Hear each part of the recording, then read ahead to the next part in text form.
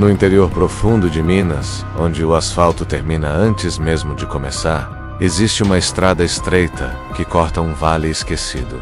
Pouca gente passa por ali depois do pôr do sol. Não por superstição, pelo menos não assumida menos, mas porque todos sabem que, depois que a noite engole o horizonte, algo desperta na mata, algo que nunca deveria ter voltado. Mateus, caminhoneiro há 20 anos, conhecia aquelas rotas rurais como quem conhece as próprias mãos. Mas naquela noite, ele carregava um peso estranho no peito. Não era o caminhão, nem o cansaço. Era um silêncio diferente. Um silêncio que parecia respirar. O relógio marcava 3h17 quando tudo começou. Ele dirigia devagar, faróis iluminando o caminho esburacado, quando um vulto cruzou a estrada. Não correu, não tropeçou, menos apenas apareceu. Mateus freou com força, o caminhão derrapou e parou a poucos metros.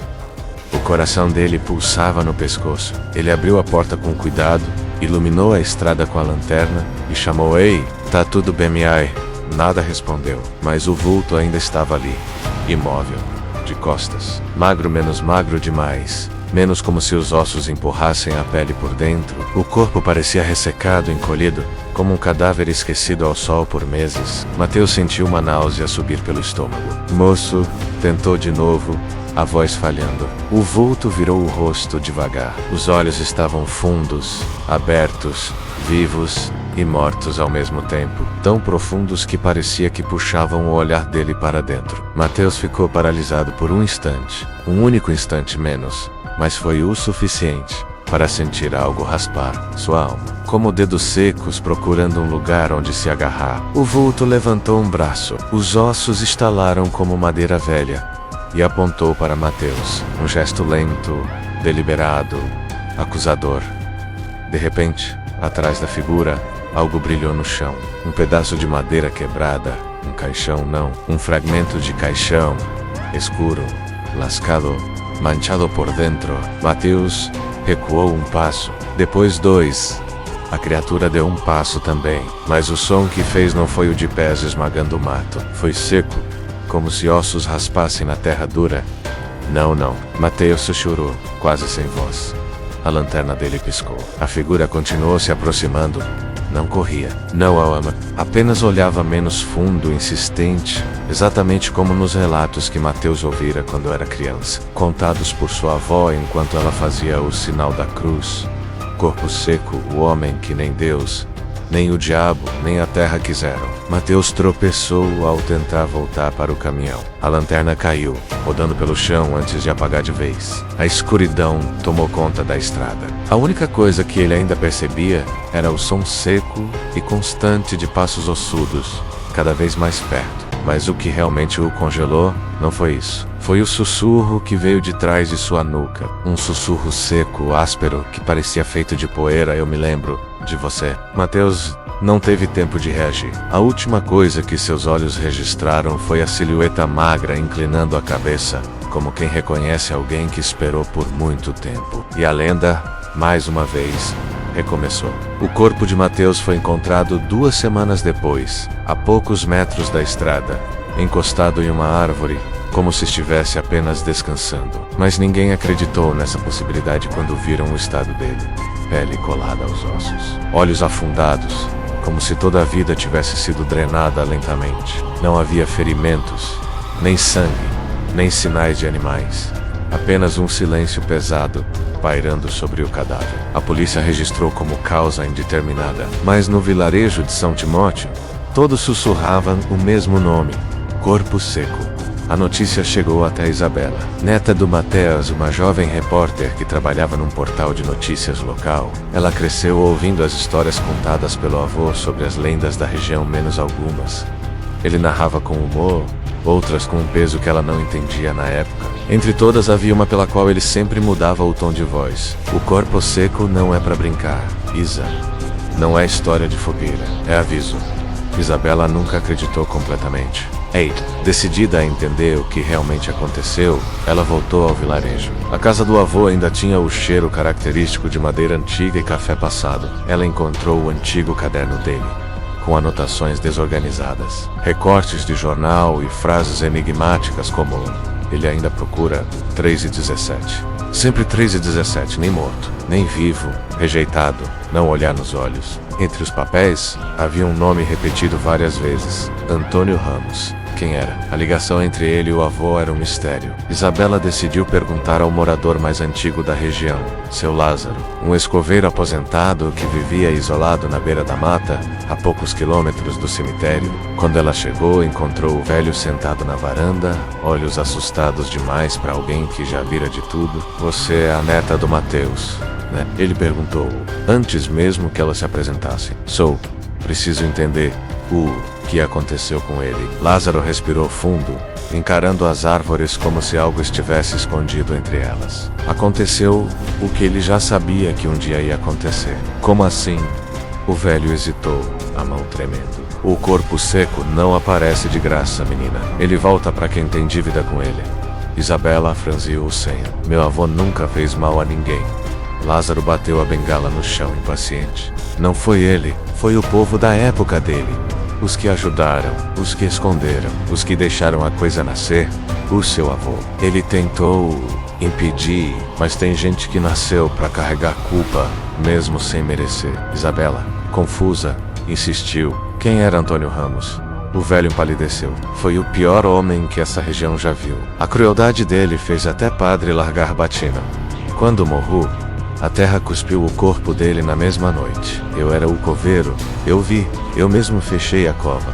E na madrugada, estava aberta o caixão, quebrado por dentro. E ele estava lá fora olhando para mim. Isabela sentiu um arrepio profundo. Você tá dizendo que o corpo seco é esse Antônio? Lázaro balançou a cabeça devagar. O corpo seco não tem nome. Deixou de ter quando virou o que virou. Mas, sim. A primeira vez foi aqui, e desde então, ele volta. Sempre volta, procurando quem ainda tem a marca dele. A marca? Isabela perguntou. O velho encarou-a, a expressão tomada por pena. Sim, a culpa passa de geração para geração, menina. E comigo já vieram 4 famílias acabadas. Agora parece que chegou a vez da sua... Antes que Isabela pudesse responder, algo estalou na mata. Um som seco, lento, como o pisar de galhos quebrando. Lázaro se levantou num salto, pálido. Já tá perto demais. Você não devia ter vindo aqui à noite. Mas ainda está claro. Isabela protestou, olhando ao redor. O velho engoliu seco. Para ele, não tem dia nem noite. Tem hora. E falta pouco para 3 e 17. Isabela olhou o relógio do celular. 3:06. Isso é impossível, murmurou ela. Eu nem senti o tempo passar. Lázaro agarrou o braço dela com força surpreendente. Para alguém tão frágil. Ele gosta de confundir. Gosta de fazer você achar que chegou sozinho até ele. Mas é sempre ele que chega primeiro. E então veio a batida. Uma pancada seca. Na janela da casa lenta, insistente. B.A.M. Isabela prendeu a respiração. Lázaro começou a chorar. Ela volta. As batidas continuaram por longos segundos, cada uma mais forte que a anterior, cada uma mais próxima de arrebentar o vidro. Isabela sentiu um peso crescente no peito, como se algo estivesse apertando seu coração por dentro. Lázaro, tremendo, se afastou da janela com as mãos na cabeça. Não olha menos, ele sussurrou, a voz quebrada menos. Não importa o que aconteça. Não olha, mas era tarde demais. A curiosidade e o medo e a necessidade de entender o que estava acontecendo se misturaram dentro dela. Isabela deu um passo hesitante e virou o rosto para a janela. O vidro estava coberto pela sombra de uma figura magra, mais magra do que o possível, contornos pontudos denunciando ossos que não pareciam se encaixar no corpo humano. E então, lentamente, a criatura encostou o rosto no vidro. Sua pele era cinzenta e ressecada como casca de árvore queimada. O nariz tinha afundado quase por completo, e os olhos, menos aquele vazio profundo, pareciam 2 cavernas que puxavam a luz ao redor. Os olhos buscaram os dela. Isabela engoliu seco, lutando para não sustentar o olhar, mas havia algo hipnótico pesado que a puxava. Uma voz dentro dela murmurava, só um segundo, só um olhar. A mão da criatura deslizou pelo vidro. Unhas impossivelmente longas arranharam o vidro, criando um som áspero, uniforme, que arrepiava a espinha. Foi então que a porta da cozinha bateu com violência. Lázaro gritou. Ele entrou! Corre, menina! Corre! Isabela correu. O chão de madeira rangia sob seus pés, enquanto ela atravessava o corredor estreito. O velho coveiro vinha atrás dela, mancando, tentando acompanhá-la apesar da idade. As batidas ecoavam agora dentro da casa, sem ritmo, sem direção, como se a criatura estivesse em todos os cômodos ao mesmo tempo. Eles alcançaram o quintal. O ar frio da madrugada queimou os pulmões de Isabela assim que ela respirou fundo. Atrás deles, a casa parecia respirar de forma distorcida, como se encolhesse e expandisse ao ritmo da presença do corpo seco. "Para onde a gente vai?" Isabela perguntou, desesperada. Lázaro apontou para a mata. "A única chance é voltar para onde tudo começou. Ele nunca se afasta demais do lugar onde foi cuspido pela terra. Talvez lá ele enfraqueça." Isabela não tinha tempo para questionar. Eles se embrenharam na mata, tropeçando em raízes, desviando de galhos baixos. A cada passo, o som seco de algo caminhando atrás deles ecoava. Não era rápido, mas era constante. Sempre ali. Sempre. O brilho amortecido da lua atravessava as copas das árvores, formando feixes de luz que riscavam o caminho. Quando Isabela olhou para trás por um breve instante, viu a silhueta escura parada entre duas árvores, imóvel, observando. Ela correu mais rápido.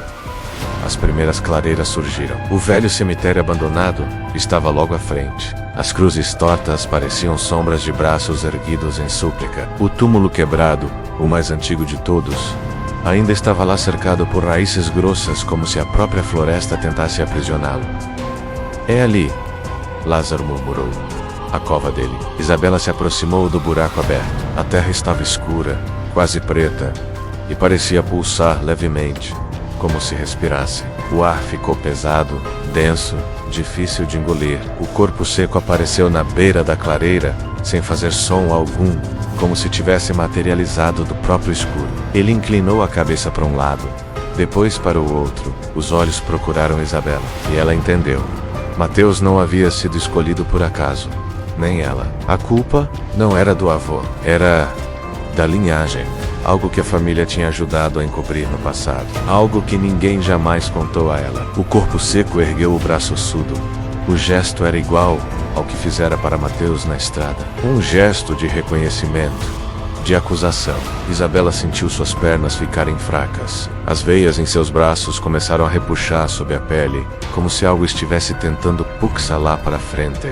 Para ele, Lázaro percebeu e gritou: "Não deixa ele te olhar direto. Não deixa entrar." Mas quando Isabela tentou desviar o rosto, a voz seca, poeirenta, entrou direto em seus ouvidos, sem som, apenas intenção. "Você sabe, você sente, a culpa está em você." Um vento gelado soprou do túmulo, levantando poeira e folhas secas. O chão tremeu, a floresta pareceu se encolher para observar. A criatura deu o passo final, e os olhos dela encontraram os dele, por completo. E então Isabela viu tudo. Viu o passado do corpo seco, viu Antônio Ramos, viu suas atrocidades, viu o povo acobertando por medo, viu um grupo enterrando às pressas, sem bênçãos, viu o corpo sendo cuspido ainda na mesma noite, viu seu bisavô entre os homens que enterraram, e o corpo seco, agora diante dela, murmurou com voz que parecia o estalar de galhos mortos: "A culpa é de quem continua vivo." O ar sumiu dos pulmões de Isabela. As forças sumiram dos seus músculos. Ela caiu de joelhos, sentindo algo frio, seco, invadir cada parte dela. No cemitério, o ar ficou parado. E a última coisa que Isabela ouviu antes de perder os sentidos foi o som lento e seco de ossos se aproximando dela. A escuridão parecia não ter começo nem fim. Era um vazio absoluto, frio, seco. Isabela não sabia dizer se estava morta, viva ou flutuando em algum lugar terrível entre esses dois estados. Tudo o que ela era parecia ter sido sugado, espremido, até virar pó, como se sua própria alma tivesse sido arrancada dela. Mas então, aos poucos, sons começaram a emergir daquele nada. Primeiro, o sopro do vento, arrastando folhas secas pelo chão. Depois, o som distante de alguém chorando, um lamento baixo e sofrido. E então, uma voz chamando o seu nome: "Isabela, acorda." Feiva era a voz de Lázaro, fraca, trêmula, vindo de muito longe. Com um esforço monumental, ela conseguiu abrir os olhos. O céu ainda era escuro, mas uma linha prateada no horizonte anunciava que o amanhecer não estava longe. Isabela percebeu que estava deitada no chão frio do cemitério, a poucos centímetros de uma cova aberta. Sua pele estava gelada como pedra, seus lábios rachados e secos. Sua visão estava turva, desfocada. Ao seu lado, Lázaro segurava um rosário quebrado, seus olhos vermelhos e inchados de tanto chorar. Eu achei que tinha te perdido, ele murmurou, a voz embargada. Ele quase te levou. Isabela tentou falar, mas sua garganta estava áspera. Sua voz saiu como um sussurro arranhado. Onde ele está? Lázaro, com a mão trêmula, apontou para o outro lado da clareira. Lá estava ela, o corpo seco, parado, imóvel como uma estátua grotesca feita de madeira morta. Mas algo estava diferente. A criatura tremia. Seu corpo, antes rígido e inflexível, parecia se contorcer levemente, como se estivesse lutando contra uma força invisível que a prendia por dentro. O que está acontecendo com ele? Isabela perguntou, ainda sentindo o corpo pesado e fraco. O velho respirou fundo, o alívio misturado ao medo em seu rosto. Você viu o passado dele, e ele viu o seu. Ele tentou tomar sua culpa, como sempre faz. Mas você lutou, você não se entregou por completo. E agora, o sol está chegando. Isabela virou o rosto para o horizonte. Uma faixa vermelha e vibrante começava a cortar a escuridão da noite. O corpo seco estremeceu com mais força. Um tremor violento, que percorreu seu corpo ressecado. Cada raio de luz que surgia parecia empurrá-lo, pressioná-lo para trás, como se a luz do dia fosse uma parede invisível avançando contra ele. Pela primeira vez, Isabela viu algo nos olhos fundos e vazios daquele ser amaldiçoado. Era medo, um medo profundo e primordial. E então, ela entendeu. Apesar de toda a sua maldição, apesar de ter sido rejeitado pelo céu, pela terra e pelo inferno, o corpo seco temia uma única coisa. Lázaro, ela sussurrou, a compreensão a atingindo como um soco. Se o sol tocar nele... O velho acenou com a cabeça. Ele volta para onde pertence. Pelo menos, até a próxima vez. Mas a criatura não estava pronta para ir. Ela deu um último, desesperado movimento. Um passo lento, arrastado, o som de galhos secos se partindo. Ergueu a mão esquelética e apontou para Isabela mais uma vez. Mas não era mais uma acusação. Desta vez, parecia um aviso. Seus olhos encontraram os dela uma última vez. E uma única palavra ecoou. Não em seus ouvidos, mas diretamente em sua mente. Cuidado. E então, a luz do sol rompeu as árvores. Um feixe dourado atingiu o corpo seco e cheio. A criatura se contorceu, arqueando o corpo para trás em um grito silencioso. Sua pele de casca de árvore rachou em dezenas de linhas. Uma poeira cinzenta e antiga, começou a vazar das fissuras. Cada novo raio de luz que o tocava fazia outra parte de seu corpo se despedaçar.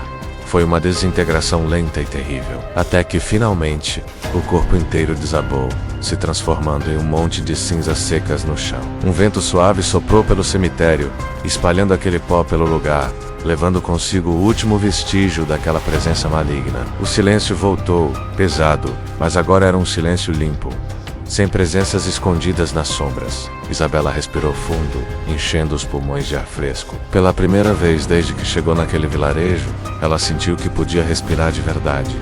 Acabou? Ela perguntou, com um fio de esperança na voz. Lázaro hesitou por um momento antes de responder. Por enquanto, ela fechou os olhos, exausta, mas sua mente estava mais desperta do que nunca. A visão que o corpo seco havia lhe mostrado ainda girava em sua cabeça. Seu bisavô, os homens do vilarejo, a covardia coletiva que deu origem à maldição, a culpa passada de geração em geração, como uma herança silenciosa e sombria.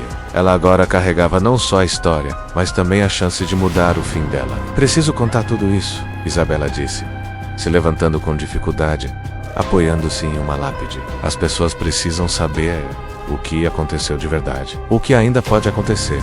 Lázaro deu um sorriso triste. A verdade pode salvar alguém, menina. Ou pode acordar o que ficou escondido por muito tempo. Mas, já que você sobreviveu ao olhar dele, talvez você seja a única que pode quebrar esse ciclo. Quando Isabela finalmente saiu do cemitério, o sol já iluminava a estrada de terra seca e silenciosa. O vilarejo parecia adormecido, inocente sob a luz da manhã. Mas no fundo de sua mente, algo ainda ecoava. Um som beijo, repetitivo, quase imperceptível, como unhas arranhando madeira. Não era mais uma ameaça imediata, era uma memória. E memórias costumam voltar. Horas depois, já de volta à casa antiga da família, ela se sentia um pouco mais forte. O sol lá fora trazia uma sensação de normalidade, mas a noite anterior parecia um ferimento que não iria cicatrizar tão cedo.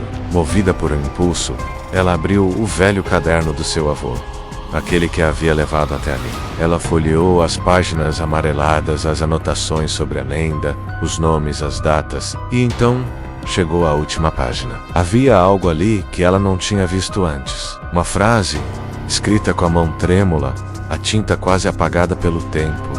Se você tá lendo isso, Isa, não olhe para a janela às 3h17.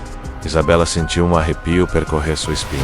3817, a hora da morte do corpo seco. A hora em que tudo começava. Ela fechou o caderno devagar, o coração batendo forte no peito, e naquele exato momento, do lado de fora, o vento soprou com mais força, fazendo algo bater levemente contra o vidro da janela do quarto. Uma batida seca. BAM. Ela congelou, não olhou, não ousou olhar, mas ela sabia, com uma certeza aterrorizante, que a história ainda não tinha terminado. E agora, era ela quem carregava o próximo capítulo. O corpo seco se foi, mas sua memória, sua maldição, ainda estava ali. E estava esperando. O que vocês acham que vai acontecer? Será que a Isabela vai conseguir quebrar essa maldição?